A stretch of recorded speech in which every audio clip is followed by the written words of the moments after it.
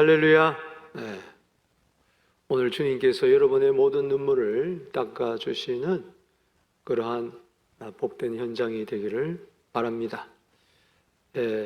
계속해서 베다니의 마리아, 그 마리아의 영성에 대해서 살펴봅니다. 우리 지난 시간에는 베다니의 마리아, 그의 영성은 몰입의 영성이라고 했습니다. 즉 주님의 발치에 앉아서 하나님의 말씀에, 주님의 말씀에 집중하고 좋은 편을 택하였던 주님과의 1:1 관계가 말씀을 통해서 인격적으로 풍성해졌던 그 마리아에 대해서 살펴봤습니다. 분주한 이 세상에 여러 가지 일이 많지만, 이것저것 해야 할 일이 많지만 좋은 편을 택하는 마리아, 예수님 1:1로 만나며 그 말씀에 귀를 기울이며 내 삶을 투영해 보는 그런 우리 마리아의 영성을 본받고, 오늘은 두 번째로 마리아의 영성 가운데에 눈물의 영성에 대해서 은혜 받고자 합니다. 배경은 이렇습니다. 우리 요한복음 11장 1절에 보면은 어떤 병자가 있었다. 그 병자는 바로 마리아와 그 자매 마르다의 마을 베다니에 사는 나사로라. 베다니에 3남매가 살았죠. 바로 나사로, 그리고 마르다, 마리아였습니다. 그런데 나사로가 중병이 들었어요. 그래서 사람들을 보내어서 누이들이 예수님께 간청을 합니다. 주님 보세요, 사랑하는 자가 병들었나이다. 여러분 1절에도 보면은 이 마리아 또 마르다, 베다니에 사는 나사로, 이들은 예수님이 사랑하는 3남매였어요. 5절에 보면은 예수님이 3남매를 사랑했다 그랬어요. 그런데 사랑하는 이들에게 문제가 생겼어요.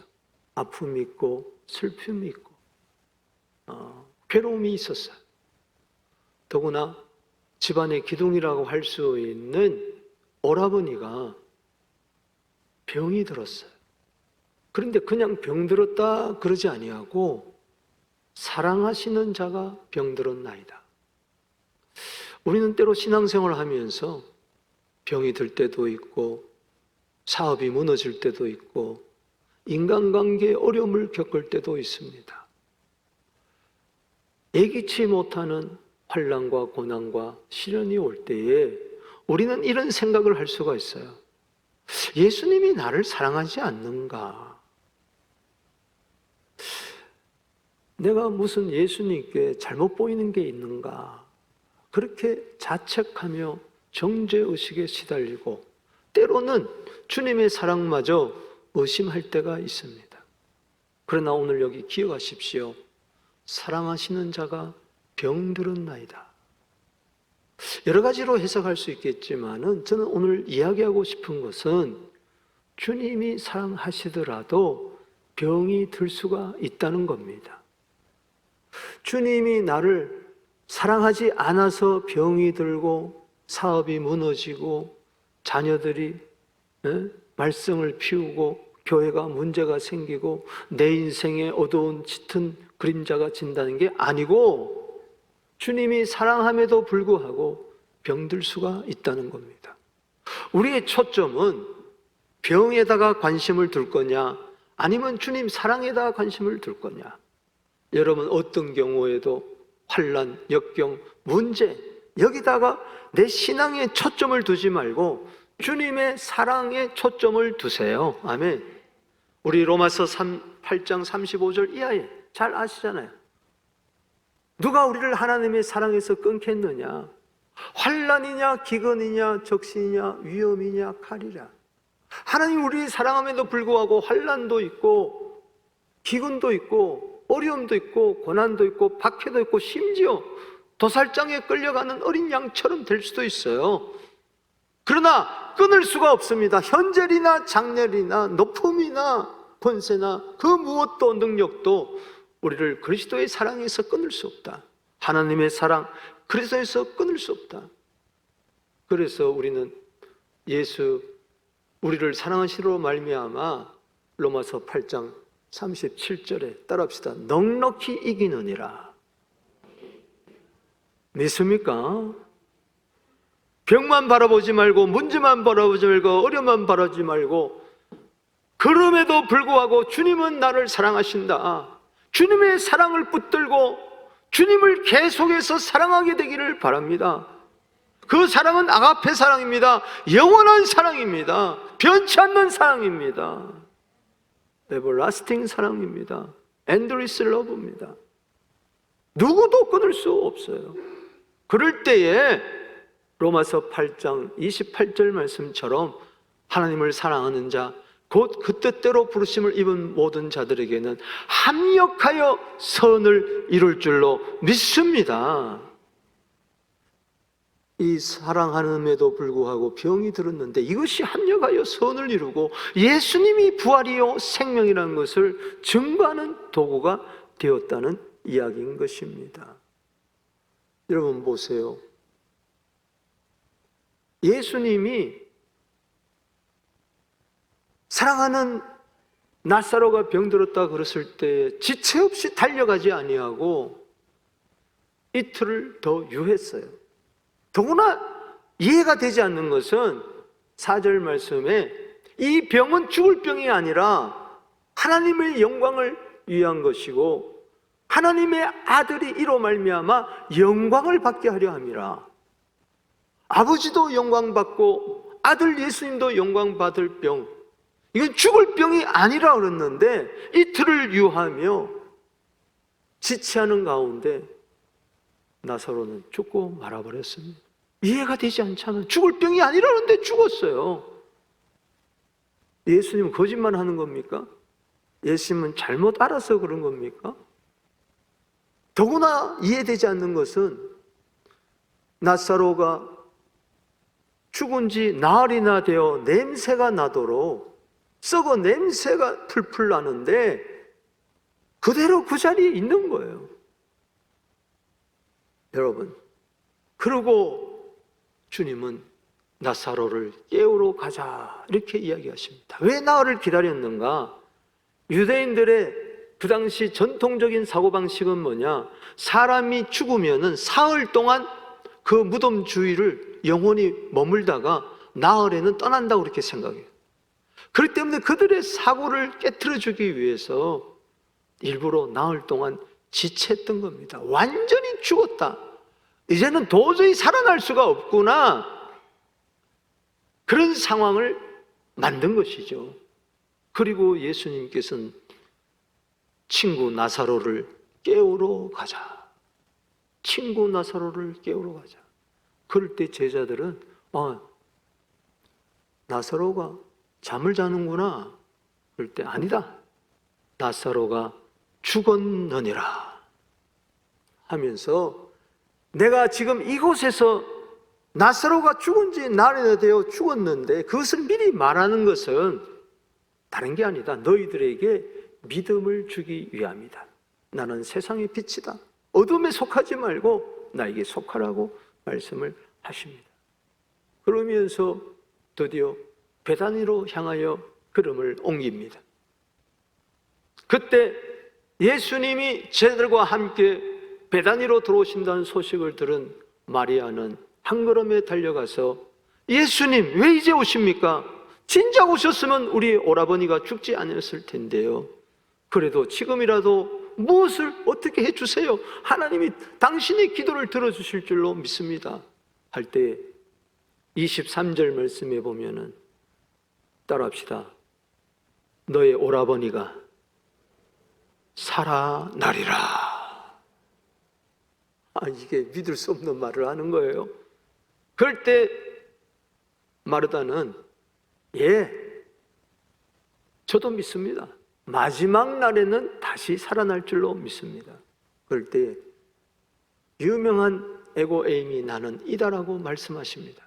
요한복음 21장 25절에 나는 부활이요 생명이니 나를 믿는 자는 죽어도 살겠고 살아서 믿는 자는 영원히 죽지 아니하리라. 내가 이것을 믿느냐? 허물과 죄로 죽었던 인생, 하나님이 생명을 주실 때, 영생을 주실 때에 어떤 죽음도 하나님의 생명을 막을 수가 없다. 나는 부활이요 생명이다. 내가 이것을 믿느냐 할 때, 예, 주는 그리스도시요 이 세상에 오시는 하나님의 아들인 것을 내가 믿습니다. 그런데 나중에 보면 선생님 이렇게 이야기하고 있어요. 그의 신앙은 그냥 신학적인 사상, 머리에만 머무는 그런 신앙이었지, 지금 그 생명이 살아 역사하는 것을 믿지를 못했습니다. 우리 인간의 한계죠. 그럴 때 하나님께서는, 예수님께서는 마르다에게 네 동생 마리아를 불러오라. 그때 28절에 보면은 마르다가 마리아에게 가서 예수님이 너를 찾는다. 이때부터 마리아는 한 걸음에 달려가서 방 안에 혼자 앉아 도저히 이해할 수가 없다. 왜 우리 어머니가 죽었는가? 사람을 보내어서 살려달라고 그렇게 이야기했는데 주님은 왜 아직 안 왔던가? 나흘이나 되어 냄새 나는데 그 상황에서 예수님이 오셨다는 소식을 듣고 그를 찾는다는 소식을 듣고 한 걸음에 달려갑니다. 이러면서 오늘 본문이 시작이 되는데 여기 보면은 따라합시다.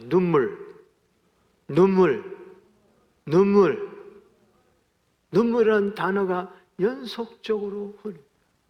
베다니가 슬픔의 집이란 뜻인데 그곳에 눈물 바다를 이루고 있습니다. 눈물이 홍수가 되어 흐르고 있습니다. 저는 오늘 그것을 살펴보고자 하며 마리아의 눈물의 영성에 대해서 은혜받고자 하는 것입니다. 먼저는 마리아의 눈물입니다. 여기 32절 읽어보겠습니다. 시작. 마리아가 예수 계신 곳에 가서 배웠고 그 발 앞에 엎드려 이르되 주께서 여기 계셨더라면 내 오라버니가 죽지 아니었겠나 하더라. 예수께서 그가 우는 것을 보시고, 그렇습니다. 그는 방 안에서 혼자 울지 않았습니다. 사람을 찾아다니면서 울지 않았습니다. 문제 앞에서, 죽음 앞에서 한탄하며 그렇게 울지 않았습니다. 그의 울음은 어디서? 예수님의 발 앞에 엎드려 예수님의 발치에 앉아서 말씀 듣던 그 발입니다. 그 발 앞에 말씀만 듣는 것이 아니라 그 발 앞에 내 인생의 모든 문제를 토로하며 쏟아내며 그 발 앞에 납작 엎드려서 엉엉 우는 것입니다. 이 속에 무슨 심정이 있었을까요? 예수님 왜 이제 오셨습니까? 그도 그렇게 이야기했습니다. 언니 마리아처럼 진작 오셨으면은 내 오라버니가 죽지 아니었을 텐데. 섭섭함도 토로해내고 원망도 토로해내고, 그러나 그는 예수님이 너를 찾는다 그럴 때에 내게 예수님이 필요 없어, 언제는 죽을 병이 아니라 하나님을 영광을 위한 병이라 그러더니 내 오라버니가 죽었잖아, 예수님 거짓말했잖아, 예수님은 사랑한다고 하는 것이 다 거짓말이야 하면서 돌아설 수 있었지만은 그는 한 걸음에 달려가서 예수님을 배웠고 그 발 앞에 엎드려 버렸어요. 그리고 눈물을 흘렸어요. 사랑하는 성도 여러분, 어떤 경우에서도 예수님 떠나지 마십시오. 어떤 경우에서도 주님은 나를 찾으신다는 것을 믿으시기 바랍니다. 한 걸음에 달려가게 되기를 바랍니다. 그리고 그 앞에 펄썩 엎드려서 주님, 난 모릅니다. 난 울 수밖에 없습니다. 내 마음의 복잡한 감정을 다 주님 앞에 쏟아내야 됩니다. 주님만이 내 사정을 알아 주님만이 내 눈물을 기억해 주실 줄로 믿습니다. 그런 말이 있어요. 영혼의 눈물 없이는 내 인생의 찬란한 무지개를 바라볼 수가 없다고 이야기를 했어요. 스펄전 목사님은 그런 이야기를 했습니다. 우리 그리스도인들이 흘리는 눈물은 반드시 진주가 되어서 나올 것이라고 이야기를 했습니다. 사랑하는 성도 여러분, 사람 앞에서 눈물 흘리지 맙시다. 인생의 여러 가지 문제 앞에서 눈물 흘리지 맙시다. 그럴 수 있겠지만은 예수님 앞에, 발 앞에 엎드려 눈물을 흘리게 되기를 바랍니다.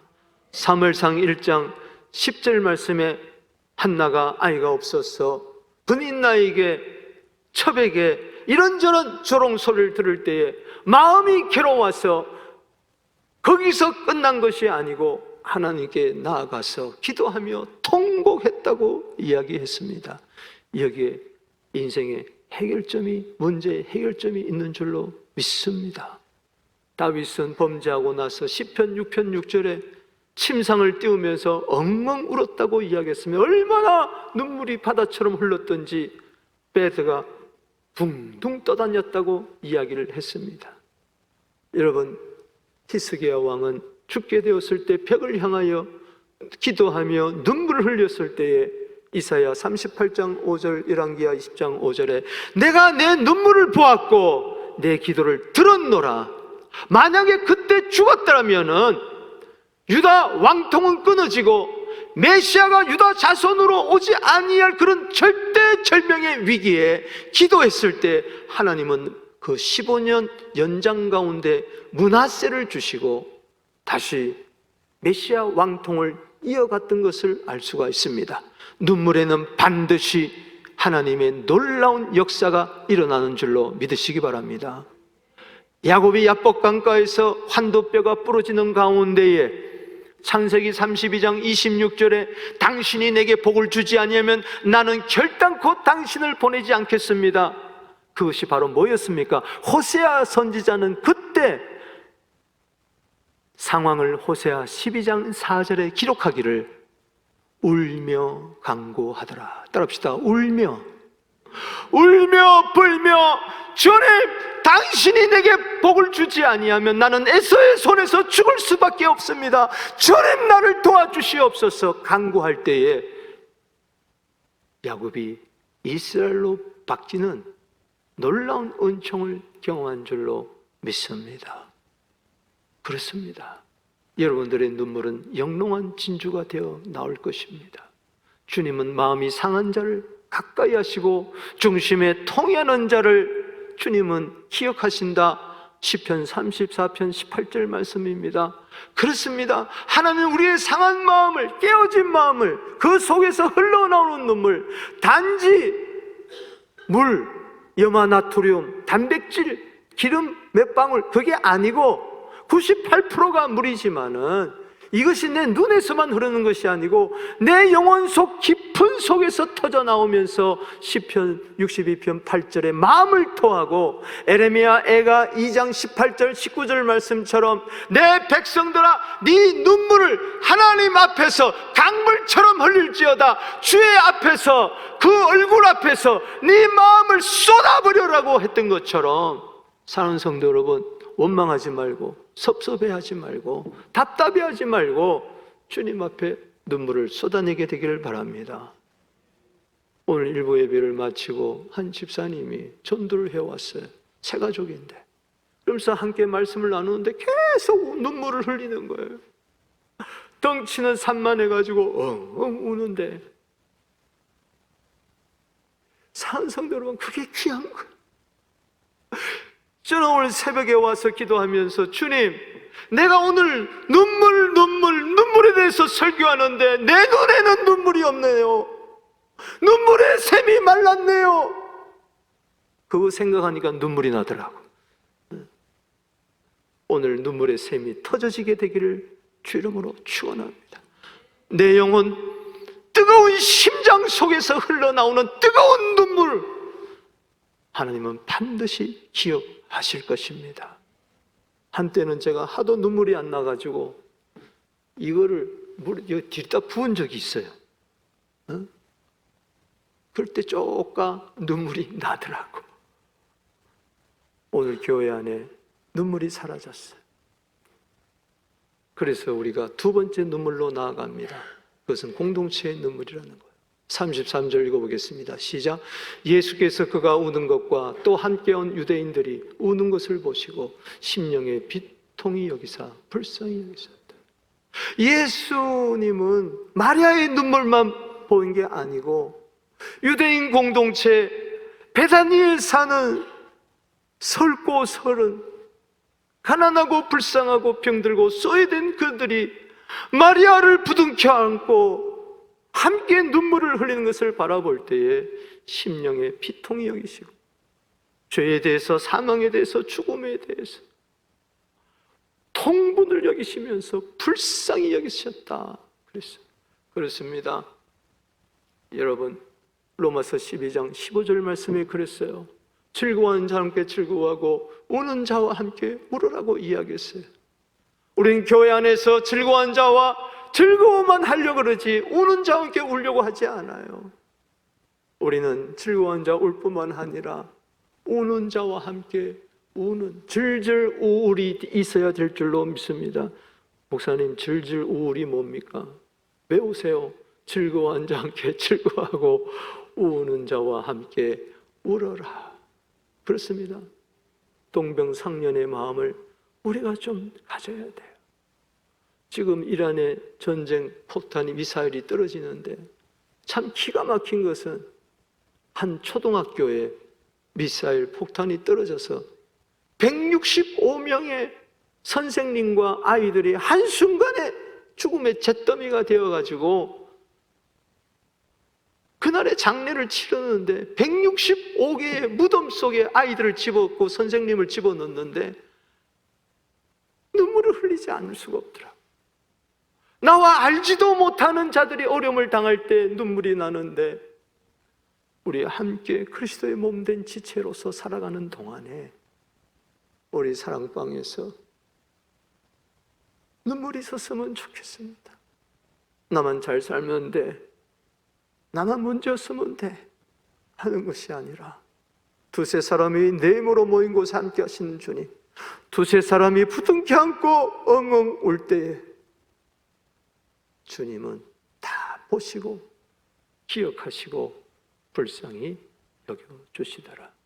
세 번째 눈물로 나아가 봅니다. 그것은 예수님의 눈물입니다. 예수님이 비통히 여기시고 불쌍히 여기면서 나사로가 어디 있느냐 하시면서 35절에 따라합시다. 예수께서 눈물을 흘리시더라. 여러분, 나 혼자만 눈물 흘리는 것이 아니라, 우리만 눈물 흘리는 것이 아니라 예수님께서도 눈물을 흘리시더라. 이 눈물은 어떤 눈물입니까? 사랑의 눈물입니다. 26절에 유대인들이 말하되 보라, 그를 얼마나 사랑하셨는가. 오늘 3절에도 사랑, 5절에도 사랑, 36절에도 사랑. 여러분, 죽음의 그 무덤 앞에 사랑, 사랑, 사랑입니다. 사랑은 죽음보다 강하다고 아가서 8장 6절에 이야기를 했으니 불같은 이 사랑, 사랑은 성도 여러분, 우리 식구만 눈물 흘리면 무슨 소용이 있으면 신세 한탄이에요. 여러분, 혼자 울면은 슬픔이고 같이 울면 위로가 된다는 말이 있는 것처럼, 그러나 거기서 그치면 뭐합니까? 우리의 흐르는 눈물에 주님 눈물 한 방울 떨어질 때에 그때 놀라운 변화가 일어날 줄로 믿습니다. 누가복음 19장 41절 말씀에 예수님이 성을 바라보면서 우셨다고 이야기했어요. 히브리서 5장 7절 말씀에 보면은 그는 육체에 계실 때 자기를 죽음에서 능히 구원하실 이에게 심한 통곡과 눈물로 간구와 손을 올렸고 그의 경건하심을 말미암아 들으심을 얻었다고 이야기를 했습니다. 저 예수님의 통곡은 혼자 우는 것이 아니라 하나님의 자녀들이, 교회가 울 때에 주님도 함께 통곡해 주시는 줄로 믿습니다. 어제 뉴스를 보니까는 요즘 왕과 사는 남자, 왕과 함께 사는 남자, 하도 사람들이 그 영화를 보고 우니까 조선 왕조의 6대 단종의 그 스토리, 또 몽도의 그 스토리, 충신, 그들이 마지막 그 단종의 시체를 끌어안고 엉엉 우는 모습에 눈물 바다가 된다 그래요. 그래서 한국의 4개 극장에서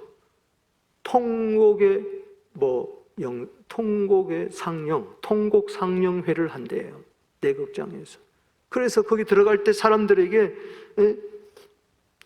잣으로 수놓은 수건 한 장씩을 준대요. 그래가지고 그 영화를 보면서 그동안 자식 때문에, 남편 때문에, 아내 때문에, 부모 때문에, 사업 때문에 이런저런 어려움이 있으면 그 영화를 보면서 통곡하라는 거예요. 통곡하라는 거예요. 물론 마음이 시원해지겠죠. 그러나 거기에 예수님의 통곡이 없다면 무슨 소용이 있겠습니까? 이 사순절 기간 동안에 십자가 앞에 나와서 함께 웁시다. 주님도 함께 울어주실 줄로 믿습니다. The Passion of the Christ 2004년도에 나온 그 영화 다 보셨을 거예요. 주님의 그 십자가 달린 그 참상 볼 수가 없는데 마지막 장면이 눈에 지금도 선합니다. 하늘로부터 눈물 한 방울이 툭 떨어지는 하나님의 눈물이죠. 시편 56편 8절에 우리는 기억해야 됩니다. 따라합시다. 나의 눈물을 주의 병에 담아 주시옵소서. 오늘 보세요. 나의 눈물을 주의 병에 담아 주시옵소서. 마리아가 그리고 유대인 공동체가 베다니 마을 사람들이 나의 눈물을 주의 병에 담아 주시옵소서, 우리의 눈물을 주의 병에 담아 주시옵소서. 어떻게 되었습니까? 요한복음 11장 43절 44절입니다. 이 말씀을 하시고 큰 소리로 나사로야 나오라. 따라합시다. 나사로야 나오라. 예수님은 울기만 하셨지 않았습니다. 무덤의 현장으로 가셨습니다. 돌이 무덤을 막고 있었습니다. 돌을 치우라. 아니, 죽은 지 나흘이나 되고 냄새 나는데 돌을 치우라니요. 돌을 치우라. 네가 믿으면 하나님의 영광을 보리라. 그러면서 예수님은 하늘을 향하여 기도하십니다. 아버지, 이제까지 내 말을 들으신 것을 감사합니다. 내가 이 기도를 하는 것은 바로 이 주위에 있는 무리들에게 믿음을 주기 위함입니다 하면서 이 기도를 하시고 큰 소리로 외칩니다. 나사로야 나오라. 베다니 마을이 쩡쩡 울릴 정도로 무덤 앞에서 호령을 하십니다. 그럴 때 죽은 자가 수족을 메인 채로 더벅더벅 나오는데 얼굴은 수건에 쌓였더라. 예수께서 이르시되 풀어놓아 다니게 하라. 따라합시다. 풀어놓아 다니게 하라. 살았으나 실상은 죽은 자로다. 우리는 거듭나 하나님의 생명을 얻은 것 같지만은 세상줄에 묶여, 근심줄에 묶여, 염려줄에 묶여 이러지도 못하고 저리도 못할 때가 얼마나 많이 있습니까? 풀어놓아 다니게 하라. 여러분, 생명만 얻을 뿐만 아니라 자유도 얻게 되기를 바랍니다. 풀어놓아 다니게 하라. 그렇습니다. 그냥 마리아의 눈물에, 그냥 공동체의 눈물로, 예수의 눈물로 그냥 위로하고 끝나는 것이 아닙니다. 시편 56편 8절 말씀 다시 한번 읽겠습니다. 시작. 나의 눈물을 주의 병에 담으소서. 다윗이 가장 힘들 때 했던 기도입니다. 그 기도에 주님은 들어주셔서 다윗을 죽음의 위경에서 건져주시고 왕으로 등극했던 것처럼 오늘 우리의 모든 눈물에 사망에서 생명으로 옮겨가는 놀라운 역사가 있을 줄로 믿습니다. 나의 눈물을 주의 병에 담아 주시옵소서. 마리아의 눈물이 공동체의 눈물로, 예수님의 눈물로, 그리고 무덤 문을 열게 나오는 진정한 부활이요 생명을 증거하는 눈물이 되었으니 오늘 이 마리아의 영성이, 눈물의 영성이 나의 영성이 되기를 주의 이름으로 축복합니다.